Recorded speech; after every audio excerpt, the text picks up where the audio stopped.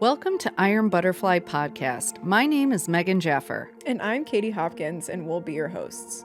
We created Iron Butterfly Podcast in honor of Eloise Page, the original Iron Butterfly. 80 years ago, Eloise joined the Office of Strategic Services, trailblazing a path for what ultimately became the United States intelligence community.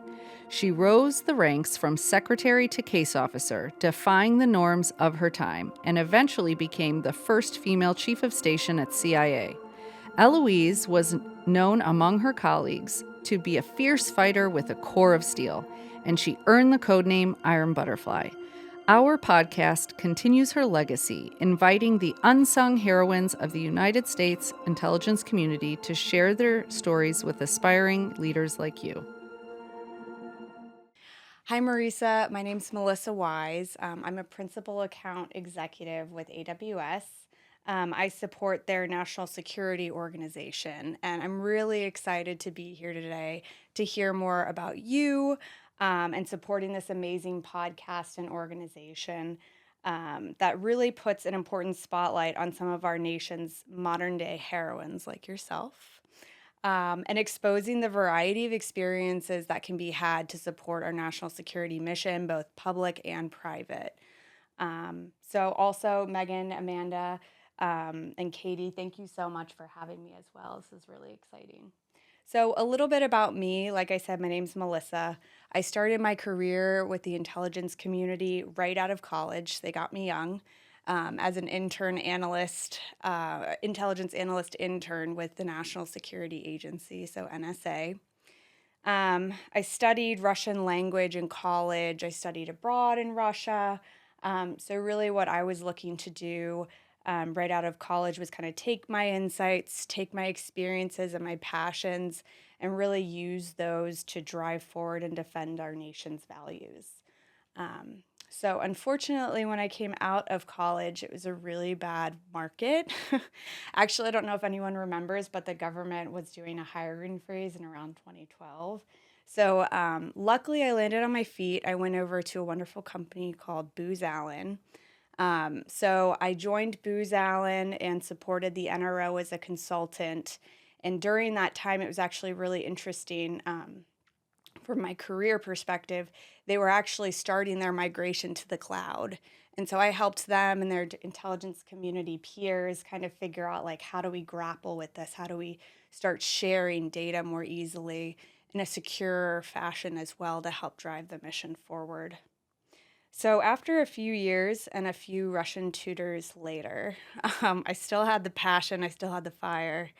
And so from there, I actually went back to my analyst roots as a technical targeter over at CIA. So I stayed there for about 4 years until this opportunity came up that I couldn't ignore. Amazon was looking for somebody to come and help bridge the gap between technological innovation and our national security group. And so they saw my experiences and it was a fit. So I've been with Amazon Web Services now for 5 years and some change, which is a long time. And I love it. I've had both roles during COVID. I exercised some time on the commercial side too, because I grew up in this community, tried to find out what am I doing? What do other people do on the other side of the house, right? And so that was really fun. I learned a lot about data analytics, AI/ML, and now I take those best practices and try to implement them for my own customers. So it's been really exciting to be a part of the AWS team, helping drive things forward and using the speed and scale of cloud technology. So with that, I'd love to introduce who's sitting next to me, Marisa Lightfoot. So Marisa is a senior director at EY-Parthenon strategy practice, where she focuses on emerging technologies. Marisa is lucky enough to call this one of her favorite jobs, right up there with a few others, including her time in the U.S. Army, quote unquote, where she grew a spine. Program manager at NGA, where she quote unquote grew up, and an exciting project building a hyperspectral imagery sensor for the Army, where she learned that there's no ceiling. Marisa describes herself as scrappy, empowering, and a bit mothering. When she's not deep into strategy, she's probably reading, wake surfing, or crafting up some herbal remedies. Oh, and here's a fun fact. She once started and sold her own tea company. You could say she's got a knack for brewing up an idea. All right. Well, Marisa, welcome to Iron Butterfly. Welcome. We're so excited to have you. Thank you so much for thinking about me. Of course. I mean, yeah, you've been on our list for a long time, and it was just the perfect opportunity. So thanks for saying yes. I was actually in a meeting with you about a month ago, and we've had you on the list for a while, and I was like, oh, yeah, we have to get Marisa. Oh my God. Yeah. I don't know what I did to deserve she's that. super smart. We need to get her. So thanks for coming. Well, I'm so honored that you guys thought of me. I really love what you guys are doing here. Like I said, I've listened to most episodes. I've watched a lot of them on YouTube. So Oh, good. I honestly, yeah, little dream come true. Thank you for thinking of Oh. me. Thanks for watching on YouTube. I know, I was going to say the same We're trying to get up our YouTube subscribers, so thank you for watching on YouTube. So we're going to start with the hardest question in the world, which you probably know, which is just like, tell us your story. Like, we want to know where you grew up, like how you grew up, how you kind of ended up getting interested in intelligence, national security, and then we can kind of go from there. Okay. Yeah, happy to go into that. So I'm from Grand Rapids, Michigan. Ooh, Midwesterner. yes. Yay. Megan is Midwestern biased. I totally am. I think anybody from the Midwest is because we know. Yeah. I mean, It's a conscious for real. bias. At least. Yeah. Yes. No, it is a conscious bias. And so I grew up in Grand Rapids, Michigan, and then after that, I wanted to go to college just like most of us, and I was like, I really want to go to the University of Michigan, and I grew up in a family where there was no way we were going to afford me to go to the University of Michigan. So naturally, I joined. I did get in, which was wonderful, and I ended up joining the Army, the ROTC program there, so that could help pay for my my time while I was there. I studied evolutionary biology, which has nothing to do with what I'm doing today, but it was fascinating at the time. Wait, but pause there for a second. You need to definitely. pause there. So where did that come from? What was there something in high school or like that's very specific. Honestly, I really wanted to be pre-med, so I had to go some kind of science route. And as I was studying biology in college, I was like, evolutionary, this is really exciting. We're not just looking into where our own ancestors came from, looking at the chimps and that kind of thing. But we were also, what fascinated me even more than that was looking at the microbiology side of it. So, for example, I went really deep into antibiotics and antibiotic resistance, especially related to millennials, unfortunately, because we were pumped a bunch of antibiotics when we were children. And now the antibiotic resistance factor is going up, and there's like a real scientific reason for that. Oh, wow. And that's why I'm also now hesitant to give my own children antibiotics, but obviously sometimes we're not going to be able to solve it on our own. That's why this wonderful technology exists these days. So very exciting time. I wish I was using it in some way, but I'm not. And So you majored in that. I did. I majored in that. Okay. Yes. And were you so do you have siblings? I do. I Okay. have 2 sisters and a brother. Okay. Oh, so it's a Yep. big family. Yeah. And did they also go to Michigan or? They did not. One of my sisters went to Grand Valley State University. Okay. And the other 2 have been able to make careers without going to college, and Nice. good for them. Awesome. I love that. Yeah. Yeah, Absolutely. totally. Okay. Oh, so No, go ahead. go ahead. No, I was saw just you. going to say, keep going. No, okay. Just you like brushed over some really cool facts, and we're like, wait, we got to dig in. So keep going. Sorry.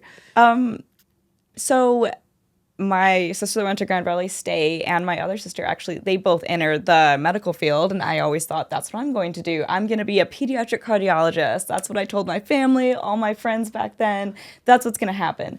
And again, I was an Army ROTC, and I had signed up to take the MCATs. I was studying for the MCATs. I was going to join the medical service within medical corps within the U.S. Army, and everything was ready to go.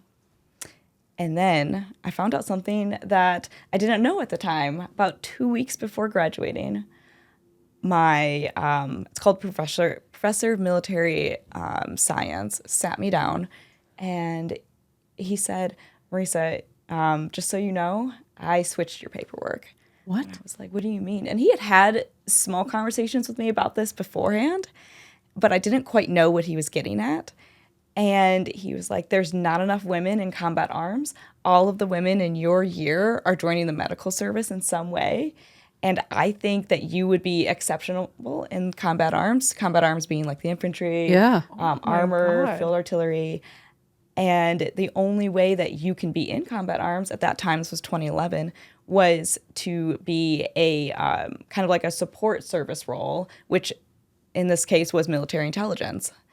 And he's like, and also that, by the way, that was one of the hardest jobs to get, because in 2011, if you guys don't remember, there was a recession and people wanted that job so they could get a security clearance.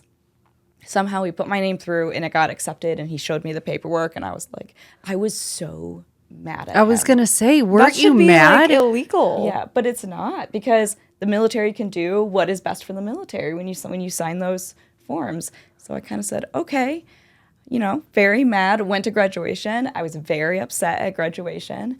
Went to military intelligence, it's called BOLIC, Basic Officer Leadership Course, in Fort Huachuca, Arizona. After about 2 weeks of being there, I called him up. It's Lieutenant Colonel Doyle. I called him up and I said, sir, thank you so much. I am not going to study for the MCATs anymore. This is where I should be. I've never been happier.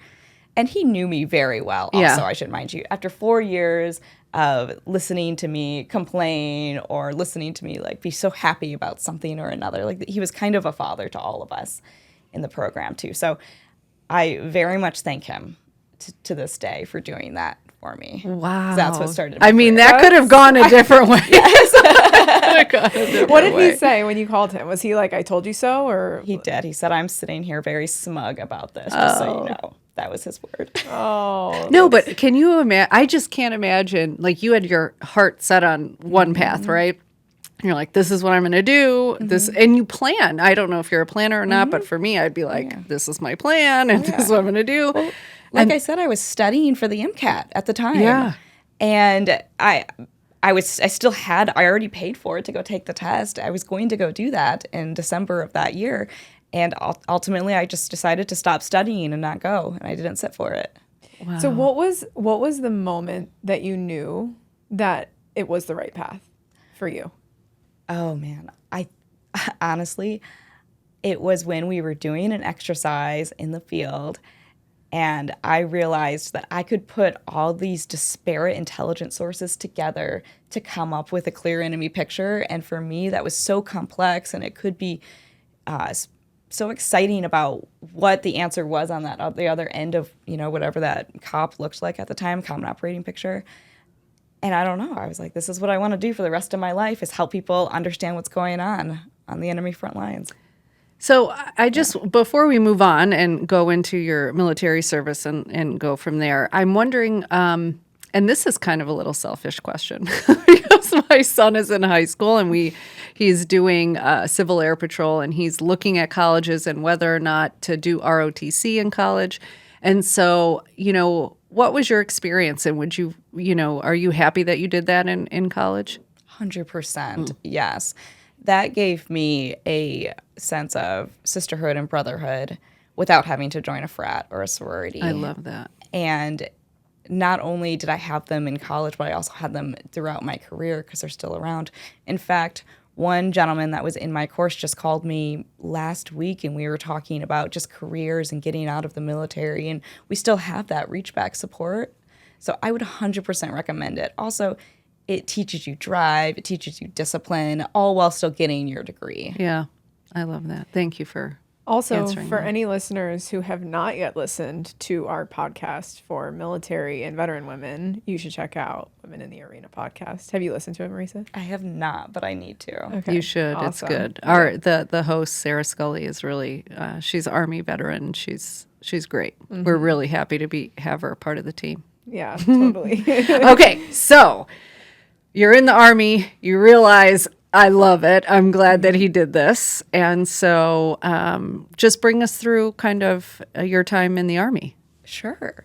Yeah, so I actually joined after BOLIC ended, I joined the National Guard, and I was full-time National Guard. And I did that because I wanted to start my career a little bit earlier.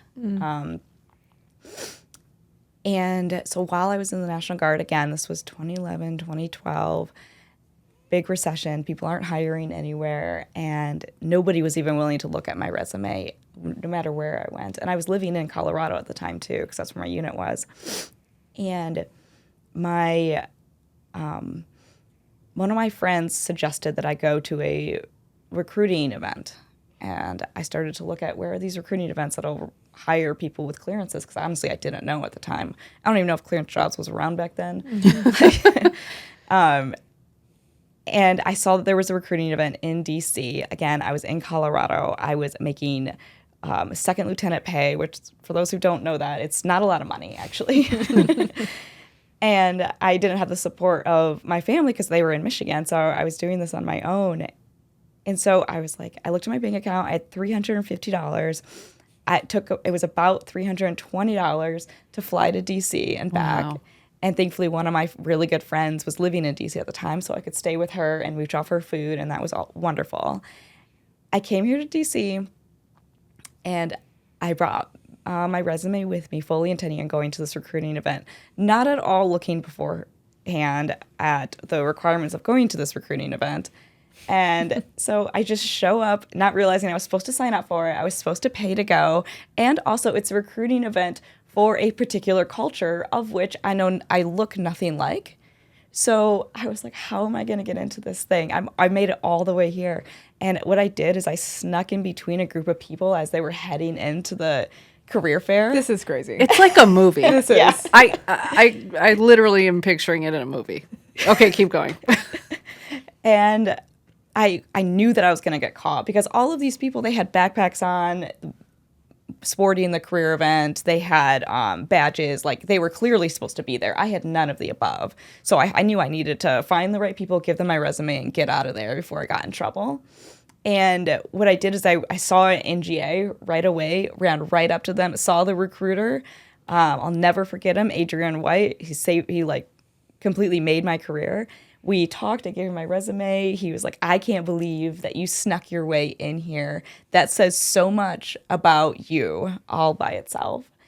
And gave him my resume. Right next to him was CIA. Also gave that person my resume. They were also very intrigued for the same reasons. The next week, I got calls from both of them. I ended up getting job offers from both of them. NGA offered me a little bit more, so I took that job and made my way out here to the DC area. That's how I started it. Amazing. So if you have $30 in your bank account, Yeah. do not lose hope, because That's a Midwesterner, like, perseverance and drive. I'm not sure I would recommend it. Well, and nowadays, like, security. I know. Yes. But that's honestly, amazing. That's pretty epic. That's a pretty epic I think I story. knew I just had to make it work out and found any way possible at the time. But yeah. I'm thinking, you guys are going to laugh, but I'm thinking, have either of you watched the TV show New Girl? Oh, yeah. So the two main characters, because I don't know if everyone watches it, two main female characters, Cece and Jess, they get invited to Prince's house, right? But the boys don't get invited. And so they go in, and then the guys... The fact that you were using this as an example. No, but that's what I picture, is then they had to figure out, like, how to get past the security guard and, like, the list, because there was, like, a list. You had to be invited, right? And so they broke up into two groups of guys, and they had these, they figured out how to get in. And that's how I'm envisioning it. Yeah. Like, she just scooted in between a group of people. And Shimmied my way in. That's exactly amazing. right. Yes. That's awesome. So tell us about your first day at NGA. Like, what was it like just kind of walking in for the first time? Have you seen the inside of that building? Yes. It is gorgeous. When I walked in What does it look like for those who haven't been there? Okay, for those who have not been there, I would recommend quickly doing a Google search and seeing the colors. Is it on Google? It is, Oh, okay. yes, because I brought it up to so many people, and seeing just the colors on the wall, how beautiful they are, the amazing gigantic flag right when you walk in, that it just makes you feel so good about being a patriot for the United States of America. just that feeling. And that feeling was there every day I went into that building. It still is. That's so interesting. The two things she mentioned is the colors and the flag. And when I've heard it described before, and you said the colors and the flag made you feel patriotic. Every other person I've ever heard describe it, they just are like, the windows. And it's like, Well, there are a lot of windows. No, there too. are. But the fact that I just loved that those were the things that you highlighted. It's so true. It's so true.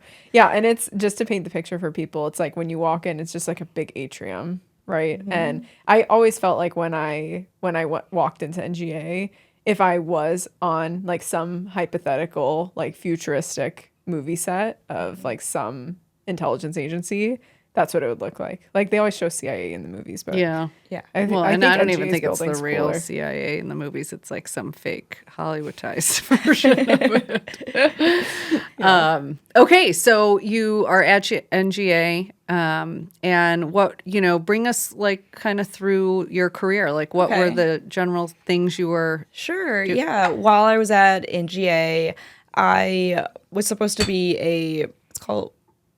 Sorry, stop. That was my fault. I thought she was going to yell at me. Okay. Because I hit it. Go ahead. So my first job was a source strategies analyst, which is supposed to be the person that like helps to decide where the satellites are going to go at any given time and what they're going to be focused on from a targeting perspective. But when I say targeting, I mean taking photos, just so no one gets worried about that one. Good clarification. Also, that's what you just said is also kind of crazy. So just to back up, so you are basically in charge of where satellites in space are going. Yes, more or less. Yes. That's kind of crazy. So you like immediately come into NGA. You've like Yes. been to some, limited Army intelligence training, but basically like straight out the gate, you're Yes. tasking satellites. And did you to think take it was pictures. like the coolest job? Or were you? So no, I was No. bored after about I think 5 days into it. I was bored and I asked to do a different job. So I noticed right away that the algorithms, the detection algorithms that analysts were using against the imagery wasn't. There weren't appropriate protocols in place to determine those algorithms were correct. And so I was like, maybe I can create a process that does that. And I put a whole plan together, briefed it to my leadership and said, hey, like, can I do this? Can I create like these symposiums where people come with, like industry comes with their algorithms? We all determine whether it's worthwhile. Like, let's have people do like alpha testing with it, beta testing with it. Let's have people actually measure whether the algorithm is working correctly and how accurate it is. And also let's put on some kind of classification. If the algorithm is used on a certain piece of imagery, does that imagery now become classified at a certain level? So I put all that process together, and that's what I did for the first couple of years that I was there, and I loved it. So if you've ever felt productive at work, Marisa on day 4 at her job had written an entire process for how they could do the entire thing differently. But anybody can do that. No, It's but so it's true. not just doing it, but it's having the confidence and the oomph to go to your leadership and said, I can make this better. And let Yeah. me tell you how. Yeah. That's amazing. Were they receptive, or did you find like friction when you presented this idea? I personally find NGA to be a very forward-leaning organization, and they knew that this was an issue. So thankfully, it was an easy case to make. Okay, awesome. So you basically created your own job. Yes. And how was that? I was still, by the way, a band 2, which is like the lowest level employee at NGA doing this job, but I got to know so many people throughout the agency at the time. I'm going to call them the agency because I really love NGA. It's what I grew up. okay. Shout out to Tish Long, former director, Yes. because she corrects us every single time we say the agency, which for those who don't know, typically is CIA. But Yeah. NGAers, die hard, will say Yes. they Yeah, are that's the true. agency. The agency is in the eyes of the beholder. Yes. For sure. Yes. Yeah. I'm sure someone from NSA would probably say that. I'm Exactly. sure. Yeah. Exactly. Sure. Exactly. Sure. And then after that, I started to get really into, at that time, it was called C2S, so the cloud. And it was a brand new thing at the time. What happened was NSA, AWS built a certain instance of the cloud for NSA, and then they said, hey, we'll just copy and repeat that instance for NGA, and anybody who understands that would understand that doesn't make any sense. The data is completely different. The processes we need to go through are completely different. The storage capability that we need is like astronomically different. And so myself and a few others went and got trained up on AWS at the time so we could then talk to AWS and inform them of the real capabilities that we needed within the AWS suite to be ported up to the C2S cloud. And, eventually that was successful. We were more the grassroots version. And while I was doing that, that's when I got noticed by CIA, and they ended up offering me a job. So I made that switch over there, did some things I can't talk about, and then decided that I should try out industry. It's kind of a cool full circle moment that like it all started with the career fair. Yeah, right. And you ended up in both. Like you literally gave your resume to 2 booths and you got 2 jobs. Oh, yeah. And you ended up at both. Yeah. I didn't even think about that. That's so awesome. for anyone looking for a job, just sneak in to places you shouldn't be. And career fairs, I think the other thing is career fairs are worth it because some people think, I'm 1 in 200 people that they're going to see, but, people do get picked out of the crowd. Yeah. That's why they have them. So another good life lesson. Really befriend a recruiter, because that's what ended up happening. Is that recruiter, I got to know him and he found me a job. He didn't have a job. He found me a job. That's really good advice too, because I'm going to shout out Mike Bruni, who was a recruiter throughout industry here and then was at CIA for a while and now has his own thing. And he, when you have a good recruiter, they will go to bat for you. If you have a good relationship with them, even throughout your career, right? And in different places. So good advice. So before we move on to industry, you talked about a few things that you did in government that were pretty cool. Let's talk about like what's one day or kind of like a vivid memory that you have that you can talk about where you kind of like walked away from work that day and thought to yourself like, wow, that was like a really cool day. Like that was like what I envisioned when I took this job. When I was still at NGA, there was one really awesome day where we were doing this thing called EOPAB, which I can't even remember what it stands for, like Electro-Optical Product Advisory Board. That's what it stands for. I guess I can't remember. And that is where all of these PhD level, extremely smart individuals come and show us their algorithms and how they work, detecting, whatever the case may be against certain imagery.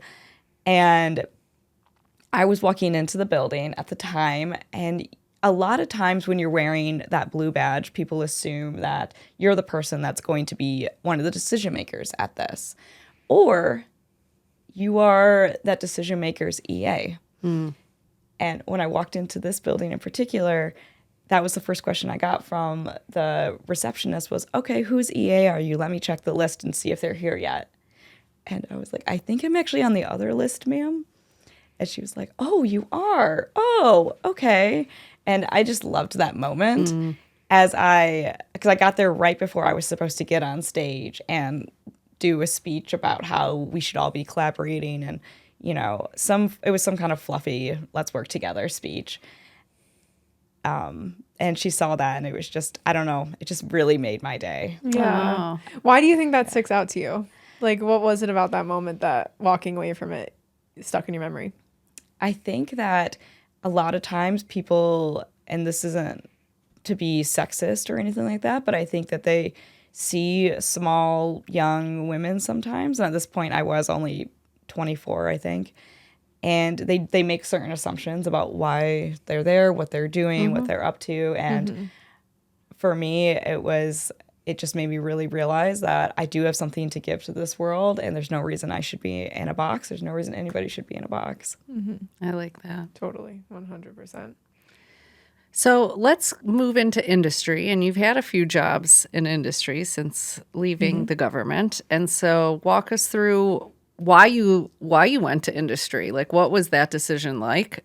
Because it's hard for some to leave government and go into industry, and why you chose, the company you chose first, and what you've done so far. So when I left industry, when I left government, I could have went back to NGA. They had an offer for me, but I decided, let's just try this out. And I walked into a company called MTech at the time to do an interview, and they started talking to me about this new program. And they were like, we really need a good program manager for this. Do you think you could do it? And I was like, I know nothing about hyperspectral imagery, but let's do it. What are we doing? Oh, we're taking 2 sensors that are each 400 pounds, putting them together, and somehow the new one needs to have both those capabilities, plus more capability, and only weigh 250 pounds. All right. We'll figure it out. Yeah, we'll figure it out. We'll hire the right people. We'll make it happen. And that just sounded so exciting for me. It's without a doubt the highlight of my career was that job. Oh, that's so cool. Yeah. So what you said hyperspectral, what is that? So if you are looking at photos generally from your phone or any other camera, that is looking at the visible part of the spectrum, Okay. the colors. And if you go, to the right of that, that's where the infrared spectrum is, right? And anywhere in there, we've got very near infrared all the way up to long wave infrared. And what hyperspectral imagery does, or multispectral imagery really, is it looks at that part of the spectrum, and what it's picking up isn't color or anything like that. It's picking up a signature. And that signature can tell you the material that's on the ground. Which is super valuable, as you could imagine. Interesting. When you're trying to find something. Wow. Okay. So basically, Katie's like, okay, I want more. Basically, what you're saying is, so it allows you to see things that your eye couldn't necessarily see, but you could match to like specific. Like, Yes. When you say materials, like what is it? Like, So- could it be anything? I'm sure it could be anything, but It could be anything, yeah, if you know what the signature means. I mean, spectral scientist is a very hard job for a reason, because you're trying to match whatever that material is to the signature. But we've been successful throughout the decade and figured out what matches what. But yeah, there's certain materials I'm sure we can all imagine that the U.S. military and the intelligence community would be interested in.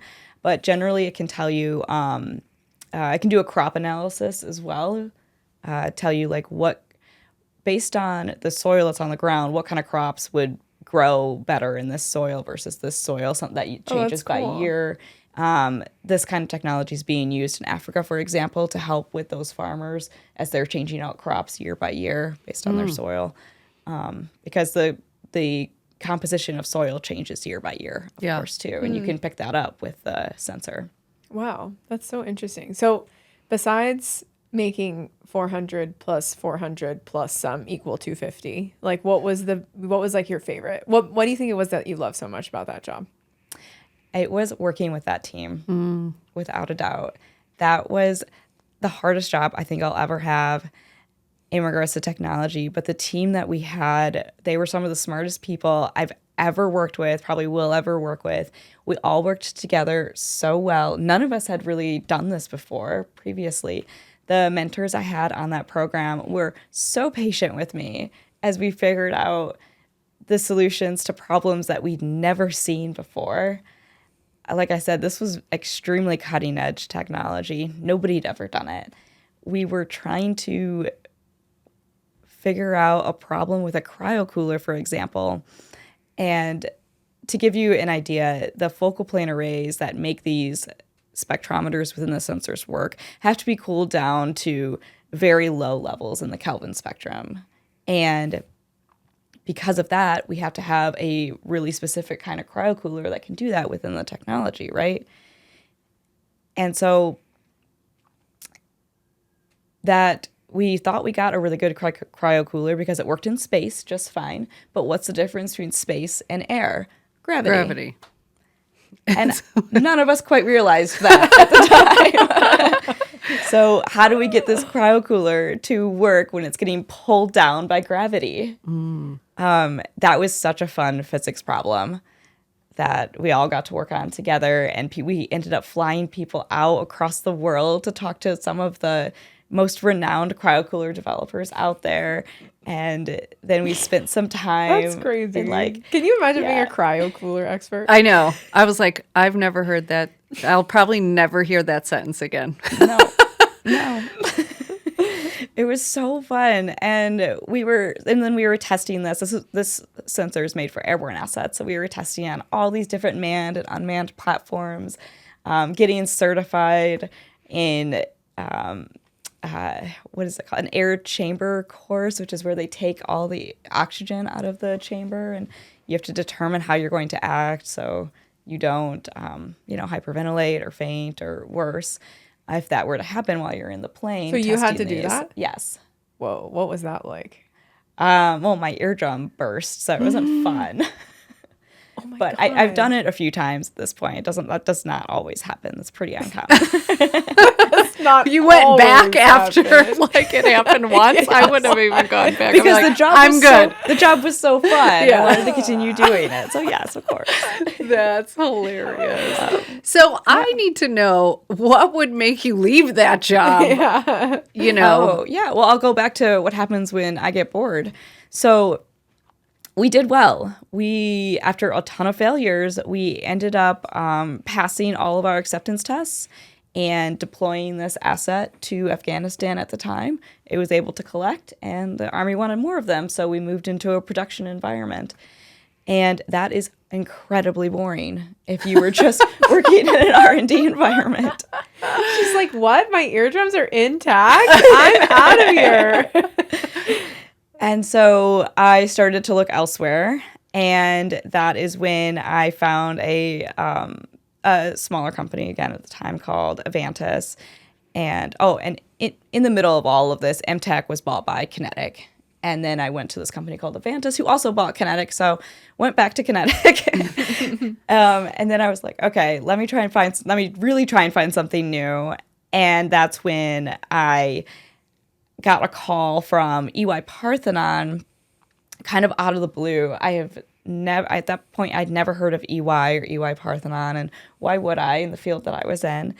And I interviewed for about 5 days, and they gave me an offer, and they really wanted me to help them build out their intelligence practice focused on emerging technologies and specifically strategies, because I'm in the Parthenon side.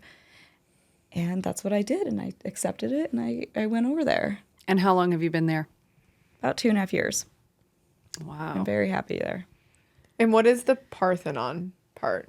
So Parthenon competes more so with BCG, McKinsey, Bain, because we typically bring in, like I said, strategies for whatever that organization is looking for. For example, one big one today is every organization is getting kind of pummeled with AI tools doing a certain thing, and they've got 10 AI tools that can all do the same thing. But that doesn't even matter, because the problem isn't that whether the tool exists or not, it's that nobody's using it. So how do you change the culture? How do you change the mindset? And even more so is that once that tool is integrated into the ecosystem, how well is it integrated? Is it accessing the right data? Are there storage implications? Is the data even of good quality? So that's the kind of thing that I help with on the front end. Is you want to adopt AI, I will come in and help you create that strategy. You want to adopt quantum technologies, I will come in and help you create that strategy, help you put those use cases together and determine where the gaps are and help you fill them in. Wow. So yeah, you've done, I mean, and I don't know exactly how old you are, but I'm guessing from the timeline. I mean, you still have a big portion of your career left. So have you thought about, what you still want to do, what you still want to accomplish? Like, what's kind of next for you? What's the next big, like, I'm gonna sneak in and try to get that job. So what have you thought about that? If I could tell you my dream job. Yes. That is exactly what we're That's asking. exactly what we want. Yes. Other than being a partner at EY, of course, that is a dream. But I had a coffee with this wonderful lady at Starbucks when I was considering leaving Kinetic. Okay. And I was asking for her advice as to whether I should stay, where I should go, whether I should go back into government. She gave me a lot of very good advice, and her name is Ellen McCarthy. And I didn't know at that time is that Ellen McCarthy was taking the position of Assistant Secretary of State for the INR. Mm-hmm. And so I started to follow her career at that point, and I was like, this is the dream job. They do so much. They do everything, arguably. And they're still able to get a lot more done in that small office that they've got there. I would love that. I will tell you, I was with her on that journey when she was interested, and then when she got nominated and all of that. And she will tell you that was her favorite job ever. Out of all the jobs that she's had in her career, and she's been successful in all of them, she will say hands down that it was her favorite job. I believe it. She talks about it so highly. Well, we're going to figure out how to get you there. I know, That's right? what we got to do. We're manifesting it now. Yeah, for sure. I also will say, Marisa, I have been a vocal advocate of INR. I'm like a fangirl. I'm like, every single time we talk about our favorite intelligence agency, I always say INR, because my experience working with them is, like you said, they're so nerdy in like the best way, but because they're small and because they're so embedded. So this might be something that listeners don't know, right? A lot of intelligence agencies, they're in their own building with like these huge atriums. They're like very separated from their customer, who's ultimately the policymaker or some type of decision maker. At INR, they're like actually embedded with their decision makers, right? So you like walk down the hall and you can like talk to Secretary so-and-so about like this thing, right? And so they like know, they have the context of what's going on. They know what their policymakers are thinking about. And then like some of the most creative intelligence products that I ever saw were written by INR analysts, right? They're small but mighty. They're scrappy, and I love that. Yeah. And they truly are experts. Like they don't and this is a positive. I don't want it to come out as a negative. Like they stay. A lot of people at other agencies like yourself, you did a little bit of time at NGA, you did a little time at CIA. A lot of people kind of bounce, but INR, they're tried and true. I have memories of talking to Ellen about this, and she was like, I think I asked her one day, I was like, how was your day? She was like, I had an analyst die at their desk. What? She said that? And I laughed, and she was like, she was like, I'm not joking. What? The way, of course, in the most Ellen way possible, she was like, they just love their jobs so much.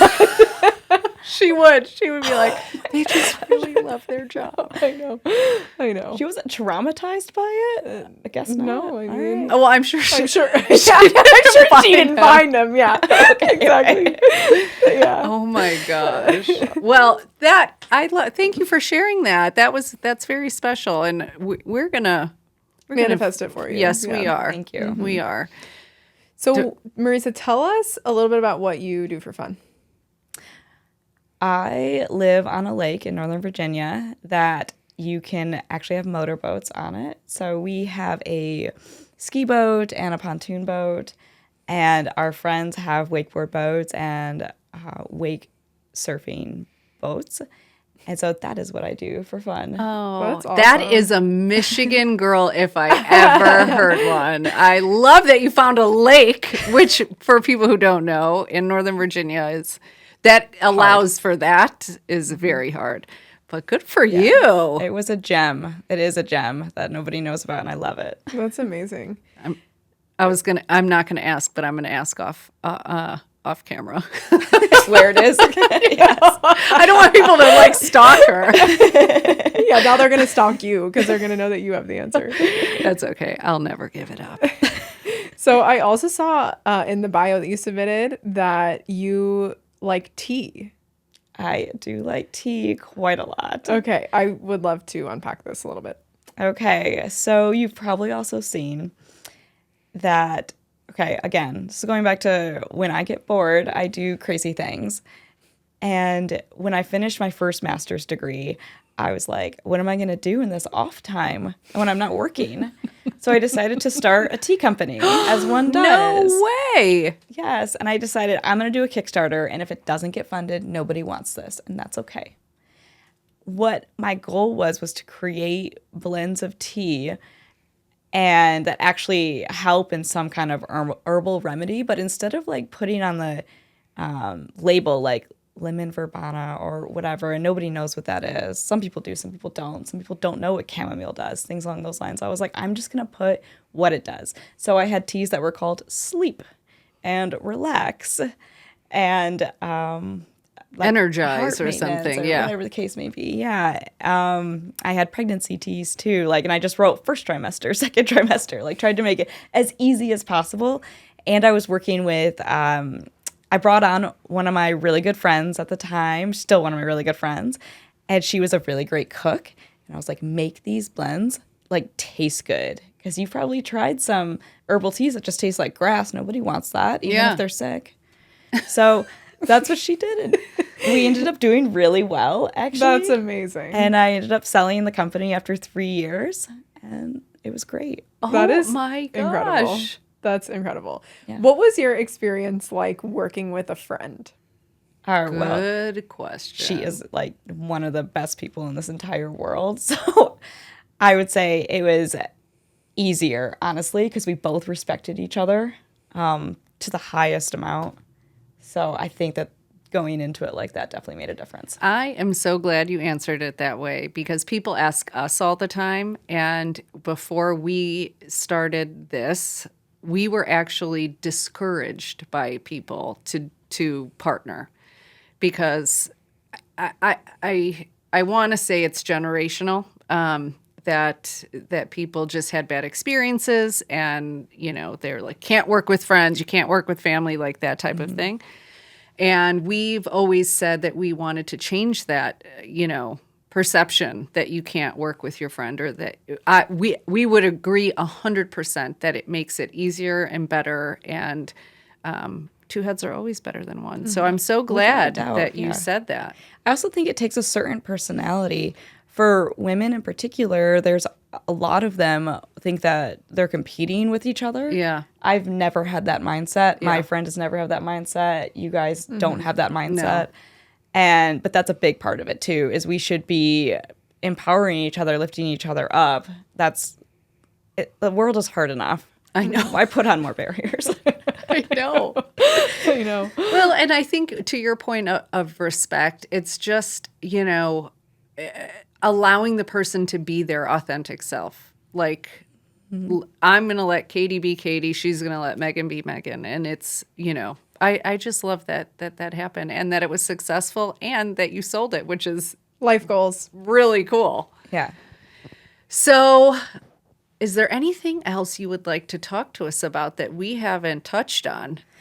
Well, two things. One, I did get my MBA at the University of Oxford. Oh, cool. And Oh, Barry, like another lead. Oh my gosh. That was the best go back I have ever heard in my life. So I did. I did this one teensy little thing. And I would recommend it to anybody if you're thinking about getting your MBA. You should go through that program.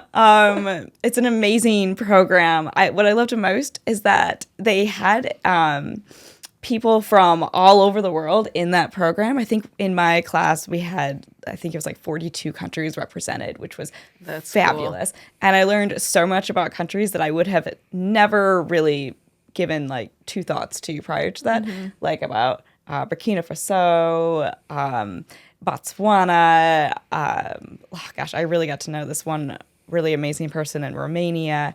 And even more impactful was meeting the people from countries that America is notoriously kind of an enemy with.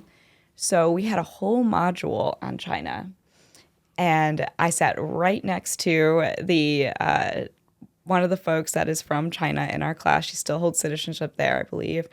And she kind of turned to me and she was like, I know that we have our disagreements, but I think that there's still a lot we could learn from each other.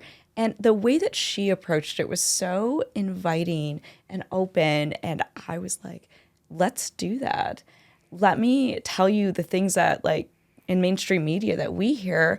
Are you guys seeing any of that? And we were able to have just such a really good intellectual conversation about our two perspectives that I don't think I would ever have in any other environment. I love that. What do you feel like you learned most from her that you don't feel like is portrayed in mainstream media? Just how accepting, and I would say she really wanted me to learn her culture and how they go about their day-to-day lives and just a different perception of how they view things. For example, like, she was telling me how her parents grew up, and now that they're being supported more by the government and how that makes them, more loyal to the government, looking at the differences in that just in one generation. We don't see that here. We have a different perception over here. And I guess, I didn't fully appreciate that before. Totally. Wow. Well, that was I'm glad I asked that I know. question. Well, that was number one. You said you had two. Oh, well, I have to bring up my children and my husband. Oh, yeah, please. So my husband has been with me through all of my craziness, and he puts up with me, and God bless him. We started dating when I was in Colorado, and then I got the job at NGA. And after only 5 months of dating, he moved with me here. Crazy man. When you know, you know. Yeah. We did end up getting married. We just celebrated our 10th anniversary a couple weeks ago. Happy Congratulations. anniversary. Thank you. And we have 2 beautiful sons, and we're done. And we're done. Yes. 3.5 years old, Preston, and 8 months old, Jackson. Oh my gosh. Yeah. 3.5 is like between 3 and 6 are literally my favorite times. It is so much fun. It's so awesome. Watching the world through a new person's lens is so captivating. Everything is new. He saw a giraffe the other day, and it was the best thing in the world. And I was like, giraffes are cool. You're right. We don't think enough about giraffes. Yes. Oh, I love that. Yep. So I love them. They come on the boat with us. Both of them love to swim already. So to the point where I am forcing them, because we live on the water, and I am very much afraid of them just going into the water without us looking someday.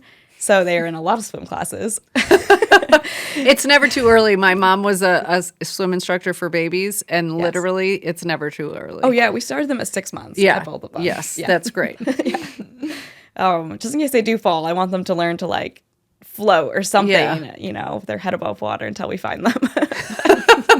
All these crazy, you know how it is when you're a mom. Yeah, You just have these everything's- crazy thoughts. No, it's all right.